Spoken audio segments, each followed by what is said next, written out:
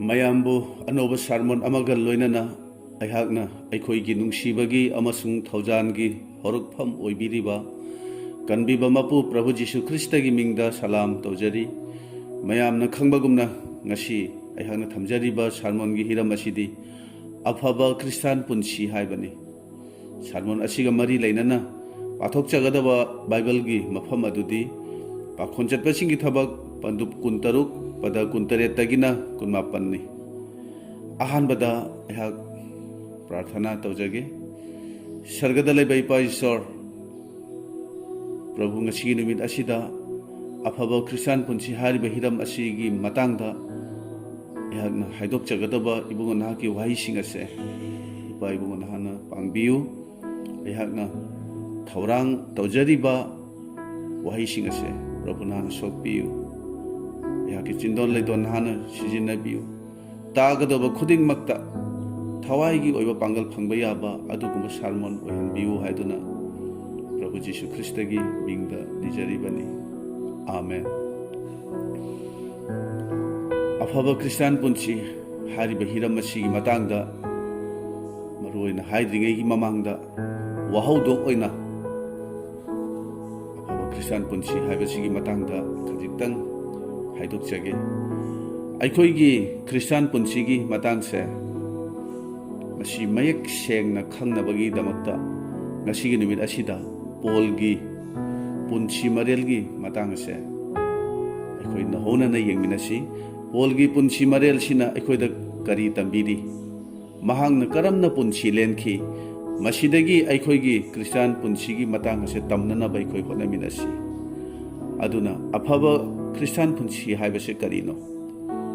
ꯑꯩꯈꯣꯏꯅ ꯍꯤꯡꯂꯤꯕ ꯈ꯭ꯔꯤꯁꯇꯥꯟ ꯄꯨꯟꯁꯤ ꯑꯁꯦ ꯑꯆꯨꯝꯕꯅꯤ ꯍꯥꯏꯅ ꯑꯩꯈꯣꯏꯅ ꯈꯜꯂꯝꯕ ꯌꯥꯏ꯫ ꯑꯩꯈꯣꯏꯒꯤ ꯃꯤꯠꯌꯦꯡꯅ, ꯑꯩꯈꯣꯏꯒꯤ ꯋꯥꯈꯜꯅ ꯑꯩꯈꯣꯏꯅ ꯍꯤꯡꯂꯤꯕ ꯄꯨꯟꯁꯤ ꯑꯁꯦ ꯁꯦꯡꯉꯤ, ꯆꯨꯝꯃꯤ ꯍꯥꯏꯅ ꯈꯜꯂꯝꯕ ꯌꯥꯏ꯫ ꯑꯗꯨꯕꯨ ꯕꯥꯏꯕꯜꯒꯤ ꯃꯇꯨꯡ ꯏꯟꯅ ꯀꯨꯞꯅ ꯌꯦꯡꯂꯕꯗꯤ ꯈ꯭ꯔꯤꯁꯇꯥꯟ ꯄꯨꯟꯁꯤꯒꯤ ꯃꯇꯥꯡ ꯑꯁꯤꯗ ꯑꯅꯧꯕ ꯋꯥꯐꯝ ꯀꯌꯥ ꯑꯩꯈꯣꯏꯅ ꯈꯪꯕ ꯉꯝꯒꯅꯤ꯫ ꯑꯗꯨꯒ ꯑꯁꯨꯝꯅ ꯍꯥꯏꯕꯗꯤ ꯕꯥꯏꯕꯜꯅ ꯇꯥꯛꯄꯤꯔꯤꯕ ꯑꯁꯤꯒꯤ ꯃꯇꯨꯡ ꯏꯟꯅ ꯍꯤꯡꯕ ꯉꯝꯂꯕꯗꯤ ꯌꯥꯝꯅ ꯐꯒꯅꯤꯀꯣ ꯍꯥꯏꯅ ꯈꯜꯂꯛꯄ ꯌꯥꯕꯅꯤ꯫ ꯍꯧꯖꯤꯛ ꯑꯩꯈꯣꯏꯅ ꯍꯤꯡꯂꯤꯕ ꯄꯨꯟꯁꯤ ꯑꯁꯤꯗꯤ ꯌꯥꯝꯅ ꯐꯩ, ꯌꯥꯝꯅ ꯆꯨꯝꯃꯤ ꯍꯥꯏꯅ ꯑꯩꯈꯣꯏꯒꯤ ꯋꯥꯈꯜꯗ ꯑꯩꯈꯣꯏꯅ ꯈꯜꯂꯝꯕ ꯌꯥꯏ꯫ ꯑꯇꯣꯞꯄꯅ ꯀꯔꯤ ꯈꯟꯕ, ꯀꯔꯤ ꯉꯥꯡꯅꯔꯤꯕ ꯃꯗꯨꯗꯤ ꯑꯩꯈꯣꯏꯅ ꯈꯪꯗꯦ꯫ ꯑꯗꯨꯅ ꯑꯩꯅ ꯍꯥꯏꯖꯅꯤꯡꯕꯗꯤ ꯏꯁꯥꯒꯤ ꯑꯣꯏꯕ ꯃꯤꯠꯌꯦꯡ ꯋꯥꯈꯜꯗ ꯅꯠꯇ꯭ꯔꯒ ꯃꯤꯒꯤ ꯑꯄꯥꯝꯕ ꯃꯇꯨꯡ ꯏꯟꯅ ꯑꯩꯈꯣꯏꯅ ꯍꯤꯡꯒꯗꯧꯕ ꯅꯠꯇꯦ꯫ ꯑꯗꯨꯕꯨ ꯏꯁꯣꯔꯒꯤ ꯋꯥꯍꯩꯒꯤ ꯃꯇꯨꯡ ꯏꯟꯅ, ꯏꯁꯣꯔꯒꯤ ꯋꯥꯍꯩꯗ ꯌꯨꯝꯐꯝ ꯑꯣꯏꯔꯒ ꯑꯩꯈꯣꯏꯅ ꯍꯤꯡꯕ ꯇꯥꯕꯅꯤ꯫ ꯑꯗꯨꯅ ꯑꯩꯈꯣꯏ ꯄꯣꯜꯅ ꯑꯐꯕ ꯈ꯭ꯔꯤꯁꯇꯥꯟ ꯄꯨꯟꯁꯤ ꯀꯔꯝꯅ ꯍꯤꯡꯈꯤ ꯍꯥꯏꯕꯁꯦ ꯉꯁꯤ ꯈꯪꯅꯅꯕ ꯑꯩꯈꯣꯏ ꯍꯣꯠꯅꯃꯤꯟꯅꯁꯤ꯫ ꯇꯁꯦꯡꯕꯗꯤ ꯈ꯭ꯔꯤꯁꯇꯥꯟ ꯄꯨꯟꯁꯤ ꯍꯥꯏꯕꯁꯦ ꯇꯥꯏꯕꯪ ꯄꯥꯟꯕꯒ ꯑꯣꯟꯅ ꯇꯩꯅꯕ ꯄꯨꯟꯁꯤꯅꯤ꯫ ꯇꯥꯏꯕꯪꯄꯥꯟꯒꯤ ꯄꯨꯟꯁꯤ ꯃꯔꯦꯜꯒ ꯑꯩꯈꯣꯏꯅ ꯃꯥꯟꯅꯅ ꯍꯤꯡꯕ ꯇꯥꯔꯒꯗꯤ ꯑꯐꯕ ꯈ꯭ꯔꯤꯁꯇꯥꯟ ꯄꯨꯟꯁꯤ ꯑꯣꯏꯕ ꯌꯥꯔꯣꯏ꯫ ꯑꯩꯈꯣꯏꯗꯤ ꯇꯥꯏꯕꯪꯄꯥꯟꯗꯒꯤ ꯇꯥꯏꯑꯣꯟꯅꯕ, ꯑꯣꯟꯅ ꯇꯩꯅꯕ ꯄꯨꯟꯁꯤ ꯑꯃꯗ ꯍꯤꯡꯕ ꯇꯥꯏ꯫ ꯇꯥꯏꯕꯪꯄꯥꯟꯅ ꯑꯐꯕꯅꯤ, ꯀꯥꯟꯅꯕꯅꯤ ꯍꯥꯏꯕꯗꯣ ꯊꯥꯖꯕ ꯑꯩꯈꯣꯏꯒꯤꯗꯃꯛꯇꯗꯤ ꯌꯥꯝꯅ ꯐꯠꯇꯕ, ꯀꯥꯟꯅꯗꯕ ꯑꯃ ꯑꯣꯏꯕ ꯌꯥꯕꯅꯤ꯫ ꯑꯐꯕ ꯈ꯭ꯔꯤꯁꯇꯥꯟ ꯄꯨꯟꯁꯤ ꯍꯥꯏꯕꯁꯦ ꯏꯁꯣꯔꯒꯤ ꯌꯥꯊꯪꯁꯤ ꯃꯄꯨꯡ ꯐꯥꯅ ꯉꯥꯛꯄ ꯉꯝꯕ ꯑꯣꯏꯕ ꯇꯥꯕꯅꯤ꯫ ꯏꯁꯣꯔꯒꯤ ꯌꯥꯊꯪꯕꯨ ꯃꯄꯨꯡ ꯐꯥꯅ ꯉꯥꯛꯇꯕ ꯅꯠꯇ꯭ꯔꯒ ꯈꯔ ꯉꯥꯛꯂꯒ ꯈꯔꯕꯨꯅ ꯉꯥꯛꯇꯕ, ꯊꯧꯁꯥꯗꯕ ꯑꯣꯏꯔꯒꯗꯤ ꯃꯗꯨꯗꯤ ꯑꯐꯕ ꯈ꯭ꯔꯤꯁꯇꯥꯟ ꯄꯨꯟꯁꯤꯅꯤ ꯍꯥꯏꯕ ꯌꯥꯔꯣꯏ꯫ ꯃꯗꯨꯗꯤ ꯃꯤꯡ ꯈꯛꯇꯒꯤ ꯑꯣꯏꯕ ꯈ꯭ꯔꯤꯁꯇꯥꯟ ꯄꯨꯟꯁꯤ ꯍꯥꯏꯅ ꯀꯧꯕ ꯌꯥꯕꯅꯤ꯫ ꯑꯗꯨꯅ ꯃꯄꯨꯡ ꯐꯥꯕ ꯈ꯭ꯔꯤꯁꯇꯥꯟ ꯄꯨꯟꯁꯤ ꯑꯃ ꯑꯣꯏꯕ ꯄꯥꯝꯂꯕꯗꯤ ꯕꯥꯏꯕꯜꯒꯤ ꯋꯥꯍꯩ, ꯏꯁꯣꯔꯒꯤ ꯌꯥꯊꯪ ꯑꯁꯤꯕꯨ ꯃꯄꯨꯡ ꯐꯥꯅ ꯉꯥꯛꯄ ꯉꯝꯅꯅꯕ ꯍꯣꯠꯅꯕ ꯇꯥꯏ꯫ ꯑꯗꯨꯅ ꯃꯁꯤ ꯄꯨꯝꯕꯁꯦ ꯃꯤꯅ ꯎꯅꯅꯕ, ꯃꯤꯅ ꯈꯪꯅꯅꯕ ꯃꯑꯣꯡꯗ ꯍꯤꯡꯕꯅ ꯑꯣꯏꯕ ꯌꯥꯔꯣꯏ꯫ ꯑꯐꯕ ꯈ꯭ꯔꯤꯁꯇꯥꯟ ꯄꯨꯟꯁꯤ ꯍꯥꯏꯕꯁꯦ ꯑꯦꯛꯇꯤꯡꯒꯤ ꯃꯑꯣꯡꯗ ꯍꯤꯡꯅꯕ ꯍꯣꯠꯅꯕꯅ ꯃꯗꯨ ꯑꯣꯏꯕ ꯌꯥꯔꯣꯏ꯫ ꯃꯤꯒꯤ ꯃꯃꯥꯡꯗ ꯐꯖꯕ ꯋꯥꯍꯩ ꯉꯥꯡꯕꯅ ꯃꯤꯅ ꯑꯁꯦꯡꯕ ꯃꯤ ꯑꯃꯒꯨꯝ ꯎꯅꯅꯕ ꯍꯣꯠꯅꯕꯅ ꯌꯥꯔꯣꯏ꯫ ꯃꯁꯤꯗꯤ ꯅꯨꯡꯒꯤ ꯑꯣꯏꯕ ꯇꯣꯞꯄ ꯊꯋꯥꯏꯒꯤ ꯑꯣꯏꯕ ꯄꯨꯟꯁꯤ ꯃꯔꯦꯜ ꯑꯃꯅꯤ꯫ ꯃꯔꯝ ꯑꯁꯤꯅ ꯄꯣꯜꯒꯤ ꯄꯨꯟꯁꯤ ꯃꯔꯦꯜꯗꯒꯤ ꯃꯍꯥꯛꯅ ꯑꯩꯈꯣꯏꯗ ꯀꯔꯤ ꯇꯝꯕꯤꯕ ꯄꯥꯝꯃꯤ ꯍꯥꯏꯕꯗꯣ ꯉꯁꯤ ꯑꯩꯈꯣꯏ ꯌꯦꯡꯃꯤꯟꯅꯁꯤ꯫ ꯑꯗꯨꯅ ꯄꯥꯈꯣꯟ ꯆꯠꯄꯁꯤꯡꯒꯤ ꯊꯕꯛ ꯄꯟꯗꯨꯞ 13 कुंतरेतगिना कुनमापन फावबा येंगसी मसिदा पोलगा निंगथौ अग्रिपागा वारी सानबगी मतंग अदु मतो इखोना उबा फंगबनी इसोरगी वाही असे तामिनासी हे निंगथौ अग्रिपा इबुंगोना इसोरगी वा ताकथोकपसिंगबु थाजबरा इबुंगोना थाजै हाइबा अइना खंजै मदुदा अग्रिपाना पोलदा हाय ngaihaktada nangna aibu Christian oihange khallibra polna khummi ngaihaktada oirabasu asangba matamdagi oirabasu ibungota natana ngasigi nimit asida aigi wa tariba pumnamaksu yoling phalang asita natana aina oibagum oiraknanaba aina isorda haijabani tamina khrababa ayase khumyangi mathakta ibungona bol pina bibo oisanu matang asida polna agripada haibasidi pulliba joling phalang asidang natana taibang panbagi apha apunsi natana mi pungna magna aina oibagum oirakpase magi apambani masigi damak aina isorda haijabani haina haibani polna matang sida haibasi aina leliba aphaba Christian punsi marel asumna अफबा वा पाउ तारिबा आइगा नकनबा मी खुदिंग मगना आइना हिंगलिबा असुमना हिंगननबा हाइबनी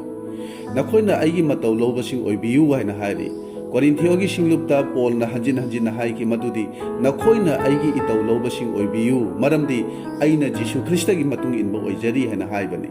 Christian पुंसी हाइबसी आइखोइगी नुंगदा जीसु Christ अमसुंग मागी थवाइना हिंगबसिनी अमसुंग आइखोइना ईश्वरगी थवाइगा लोइनना हिंगिनबसिनी मरम असिना पोलना हाइरि जीसुना हिंगबगुमना जीसुना ngangbagumna ayaknasu hingki aduna mi khudingmangna mahangna hingbagumna mahangna oiriba adugumna oinanaba haikibani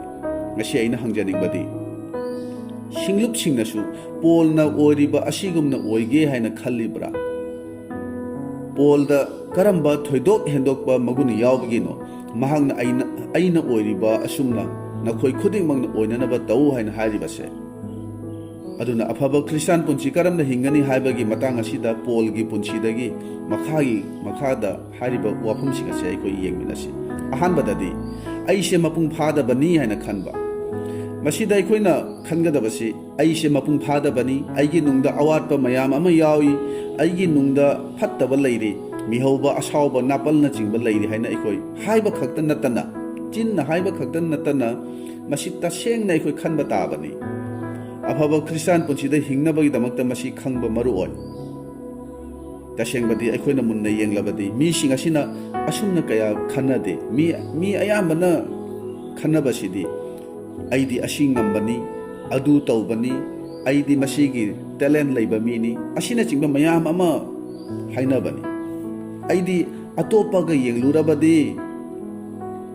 atopa kanagumba amaga yenglurabadi aise mapung phai matik chai haina khanbani mausigi machan nupi nasu ishorna mausi khaktaga wari sanabra aikhoidadi wa ngangdabra haina haikibani aise matik chadabani haina khanbase machan nupi aduna yajakhidi nangna ngamliba nangna hairiba khangliba adumna aisu khangi haina mangna khankibani mi amatasu atonba nolukase oiba pamde mapung phadaba matik chadabado kanadasu khanghaningde mi khudimangna phai matik chai aphabani haina hayanbase mi khudimangna masi pambani aigi mapung phadabado kananasu kana amatan haibado madu taba pamde aikoina khangi madudi Timothy amasung Tita hariba larigase pastoral letter ni masi icham chamba mi singda iba chithi natte maru oiba thodang loduna thogal tawriba mi dani khudamoina pastor elder amasung missionary singdani asigumba maru oiba mi sing asida wa haiba matamda aigi mapung phadaba matik chadaba asonba haidokpa haibase yamna luraba wafamni aduna ahanba Timothy amagi 35 da yenglabadi Krista Jisuna pap chenba singbu kanbinanaba taibang panda lengbirakle haiba wadu thajaba yabani amasung khwaina loba matik chabani pap chenba sing adudagi aina khwaidagi henna pap chenbani masida hangba yabasi इचम Chamba मीसिंगी ममांगदा नहाकना नहाकी पापसिंगदु याजबा ngmadra मदु हाइदोकपा ngmadra Masih ngamnabagi damakta thauna yamna maru oi thawai gi pangal darkar tai Paul nadi matang sida magi mapung phadaba matik chadaba do miyam da haidok chabani madusu maru oiba matik chaba losing leiba mising dani man haibase afaba Christian punsida hingba haibase asumna ikoi hingba ta bani asumna aikoina khangba tawba ngamba mayam ama leirabasu isorgi Jisu Kristagi mamangdadi aise karisu natte zero ni mapung phadaba matik chadabana thanba mi ni haina khanduna ikoi haidokpase maru oi matam pumbada aise laibaki hakchang ni yamna mapung phadabani haibase khanba tai masigi wakhal sina thawai da chaukhatpa amasung Jisubu phongdokpada mateng oigadori bani adubu masi nattaduna isana isabu matik chabani talent leibani haina khallagadi afaba Christian punsida kaidongai dasu hingba ngamloi haibase aikoi khangminasi ani subadadi Paul na tambiba adudi karino isabu karisu nattabagumna khanbasini English tadi empty yourself haina haibani masi yamna maru oiba mani aigi matik chaba mayamado ishorgi mamangdadi karisu mamal leitabagumbani aigi oiba pumnamakto thadok lamduna ishorgi mamangda changjaduna ekhoi hingba tai Jisuna sebok singbu thaugalgi damak thaba matam aduda makhoibu karisu puhandana makhut hangna thakibani sebok singna loinarakpa sel thum chanaba thaknaba masa masagi hai singbana chingba pumnamak thanamlaga supnatagi ishorgi paw sandoknabi damakta thakibani mahaki mingda nakhoina bor phangani haina Jisuna haikibani Christian punsida hingnabai damakta aikoi isana isabu karisu nattabagumna aikoi khanba tai Philippian panduk ahum pada marida ai isana hakchangda thajaba leiba mayai kanagumba atei mina hakchangda thajaba leirabadi aina amuk helli masida polna haibasi taibang panbagi hakchangi oina mahakse kayada matik chaba mapung phabano haina mahana phongdoi atei dagi mahakna yamna mapung phai haina mahang haibani pada tare tamu yenglabadi ayonda tongjaba makhaya do Kristagi maramgi dam amangba oina ina singtha najare masida polna haibase magi knowledge education status na chingba pumna magado Jisu Kristagi damak amangba kanadabani haina singthanare haina haibani Paul masana masabu karisu nattabagumna mahana khankibani makhada mukpada nipanda yenglabadi aigi Prabhu Krista Jisubu khangba ado thoi henbagi maramna aina pot pumnamak amangbani haina singthanai masidachu polna haibasi Jisu Krista bu khangba hoba matam adudagi taibang panbagi oiba aigi oiba pot pumnamak ado amangbani haina singthanai haina hairi Jisubu mahangna phangnabagi damak mahak masana masabu zero ni haina khanje haina haibani aduna nahak nasana hiram khudingmakta mapung phaba matik chabani khanba yai adubu Jisugi mamangda changjarakpa matamdadi natraga afaba Christian punchi ama oina hinge haina khalladi isabu karisu nattabagumna khanbase tangai phadabani ahum subada Paul gi punchidagi tamba yabasi thawai gi sajen tawbasini spiritual exercise tawbasini thawai gi sajen gi matangda hajanibadi ahanba Korinthio 13 gi 19 da aina nakhoi pumnamakdagi hena tongan ba lol ngangi haiduna isorbu thagatchei Paul na masida haibasidi mahakna karamna thawai gi sajel tawi han haibasini lol tongan ba ngang base isorgi khudol amani isorna mangonda pibiri ba khudol ado mangonda shinabi ba thodang ado lepal leitana chakhan anaba honai haina haibani ngasigi nimit asida singlupta ina hajaning badi ishorna nangai gi ifamda khudol amamamdi pirabani मदुगी खुदोल अदो अखोइना लोचिंदुना थमलिबरा मदुगी थवाइगी ओइबा खुदोल अदो अखोइना exercise तौदुना चाउखतहनसी मदु प्रार्थना तौबगी नत्रगा पाव संदोकपगी नत्रगा इसै सकपगी नत्रगा सिंगलुप येंसिनबगीसु ओइबा याय अखोइना खंगी मदुदी army सिंगना लाल हौरसु हौद्रसु मखोइना निमित खुदिंगी Langi दमकता मसाबु same सादुना exercise तौदुना थौरांग तौरगा लैरिबनी चही 10 नत्रगा चही 20 चुपना लांथेंगनद्रबसु मखोइना नुंगतीगी ngana हौगतुना हक्चांग Sajel तौबा अमसुंग खुजु खुलाई सेंगदोक्तुना थौरांग तौदुना थम्बिबनी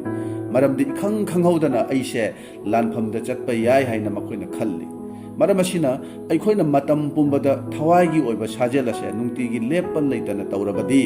अफबा Christian पुंसी हिंगबदा माइ पाकली हाइना अखोइ खनबा याय मरीसुबदा पोलगी पुंसीदगी तंबा याबा अफबा Christian पुंसी अदुदी थाजब मयाम तिन्नबदा नोलुपसिनी थाजब मयाम तिन्नबदा नोलुपा ईश्वरना नाहकपु bore पिबिदुना थौजानबिबा नुंगाई याइफबा मी अमा नाहक ओइबा याय अदुना थाजब मयाम तिन्नबदा अखोइना अतोपसिंगदा मदुगी बोर फंगबसिंग अदो फोंदोक्तुना अइदी यामना मतिक चाबनी धर्म चेनबनी हाइना फोंदोक्तनबा अखोइ चेक्सिनछि तसेंगबदी अखोइ अयामबना मसिगुंबा मखलगी पुंसी असिदा अखोइ हिंगलक्लिबनी पोलगी अफबा क्रिस्टियन पुंसी असे अखोइना हाना खंगलमद्रबसु नत्रगा खंगलबसु अखोइना मसिदा वखल कया अखोइ खलमदबा याय अफबा क्रिस्टियन पुंसी हाइबसे लग्जरी लाइफ नत्ते अरंग अराक मदु मयामदा पामबगी पुंसी नत्ते अफबा क्रिस्टियन पुंसी हाइबसिदी अतोनबा नोलुकपा मिनाइगी पुंसीनी अफबा क्रिस्टियन पुंसी हाइबसे अहानबददी इसासे मपुंग फादबनी मतिक चादबनी हाइना खंजबसिनी अनिसुबददी इसाबु एम्टी अखोइना करिसु नत्ते हाइना खंजबा इसाबु संदोक्चबसिनी इसाबु संदोक्चरिबा मखै ईश्वरना थलहनबिगनी संदोक्चदबा मी अदुदी थलहनबिरोय अखोइना खंगी पुखरीगी इसिंग असे संदोक्तबनिना मोचिलगी थकपा यादे अदुबु तुरेलगी इसिंगदी चेंथादुनता लैबनिना हेक संदोक्पगा अनौबा अफबा इसिंगना अमुक थलहनलिबनी अदुना ताइबंगी ओइबा हैसिंगबा तौबंगंबा पुंबदो मदु पुंबदु थादोक्तुना अतोनबा पाम्बई लेजदबा अमगुमना जिसुगी मांगदा अखोइ जिसु ख्रिस्टगी ममांगदा अखोइ चंगजरकपा ताबनी अहुम सुबददी थवाइगी ओइबा साजेल स्पिरिचुअल एक्सरसाइजनी ईश्वरना अखोइदा पिबीबा बोरदो टैलेंट अदु सिजिनदुना चाखतननबा यामखतननबा अखोइ होनबा ताई मरीसुबददी धर्म चेनबसिंगी असेंबसिंगी तिन्नबदा थाजबा मयाम तिन्नबदा अतोनबा ओइदुना नोलुकना सरुक याबसिनी बाइबलना हाइदि अतोनबा नोलुकपसिंग अदुबु चौखत हनबिगनी थांगतपिगनी हाइना हाइबनी यफिसा पंदुम अहुमगी मापंदा असेंबसिंग पुमनमकी पिखरबा अदुदगिसु हेन पिकपा अइंगोंदा थौजालसी पिनबिरे मसीदा पोलना हाइबसे येंबिउ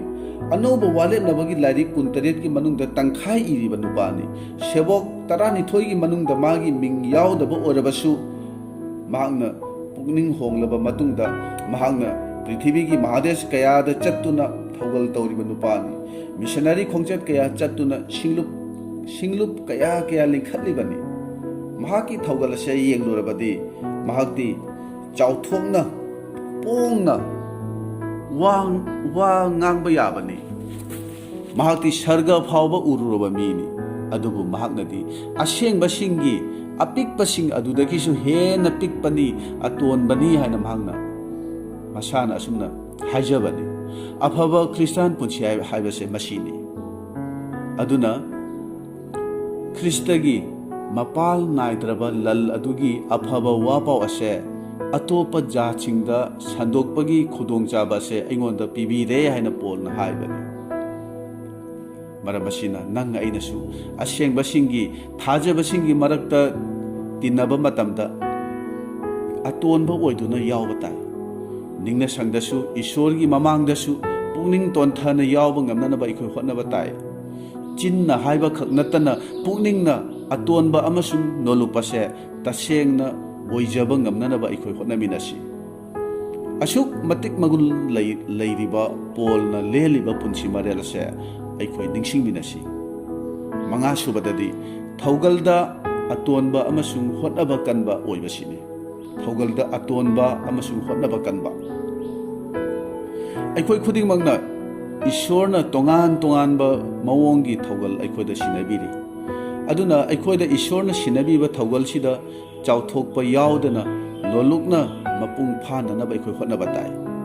हौजिकी मतम असिददी अमना अमदगी अचौबा साननबा होटनबा ngakta ngai khare मीना अचौबनी मगुन लैबनी हाइबसे हायनबा पांबा ngakta ngai khare अइगी मरमदा ngangnabada mahakti aduni mahakti adani haina अफबा ngakta हायनबसे पामी कनागुंबा खरदी मिंगी ममांगदा डॉक्टर टाइटल से हाप पांबसुई मयाम अमा यावरी खरमदी रेवरेंड पास्टर हापसु यामना पामनरी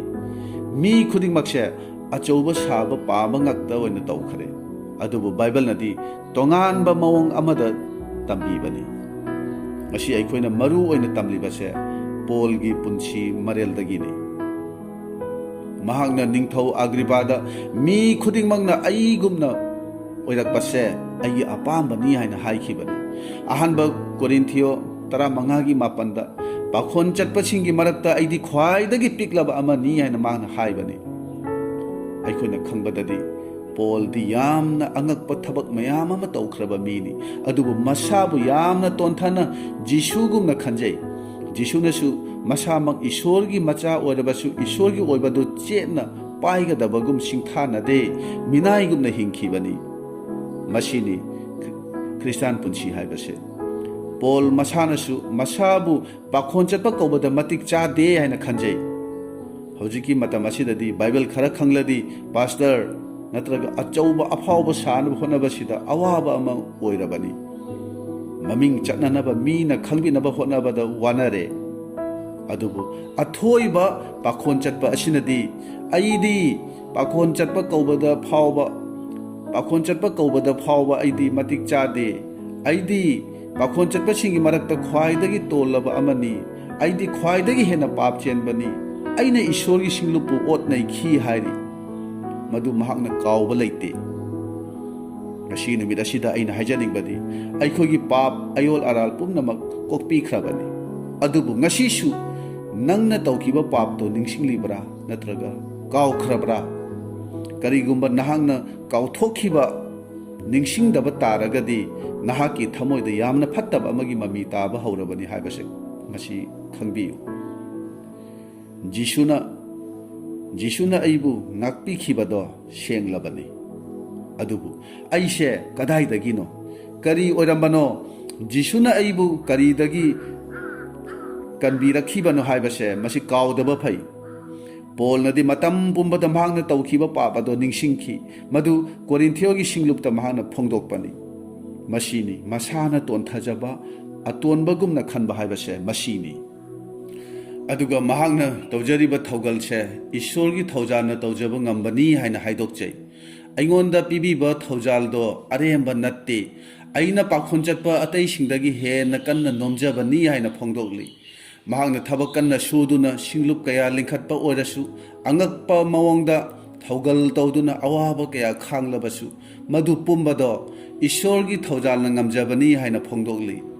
पुमनमक ईश्वरगी मिंगलेनगी दमक महांगना हाइबनी मरमसिना थौगलदा अतोनबा अमसुंग होनबा कनबा ओइननबा इखोय होनमिनासी मसीनी अफब क्रिस्टियन पुंसी ओइननबा अथोइबा लंबीदी मसीनी अरोइबा ओइना अइना हाइजनिंगबदी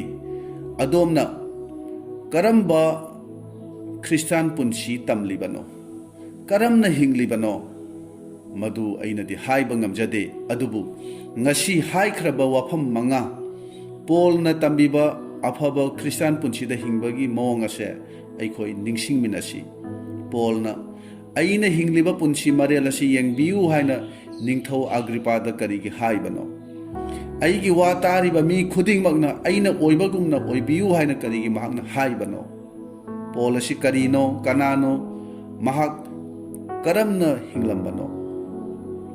ꯃꯁꯤꯒꯤ ꯄꯥꯎꯈꯨꯝꯗꯤ